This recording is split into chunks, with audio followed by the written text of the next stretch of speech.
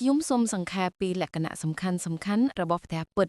ជាប្រភេទផ្ទះបុរាណខ្មែរមួយដូចខាងក្រោមដំបូលជាចំណុចសំខាន់បំផុត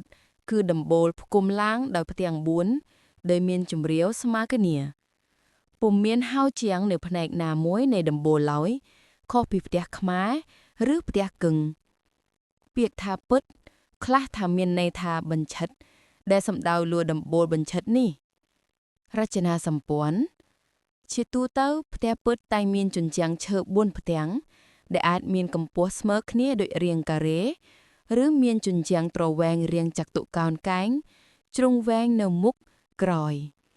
ទ្វារផ្ទះតែងស្ថិតនៅជ្រុងវែងមិនមែនជ្រុងខ្លីទេជាធម្មតាអាចមាន1ខ្នងឬ2ខ្នងប៉ុន្តែជួនកាលក៏អាចមានច្រើនជាងនេះរហូតដល់5ខ្នងក៏មានអ្នកខ្លះធ្រួឡើងមានហៅណាំងនិងខ្លះធ្រួឡើងមិនមានហៅណាំងទេឬហៅរៀនហាលនៅតំបន់ខ្លះទៀតហៅថាផ្ទះជុំឬផ្ទះក្រជុំ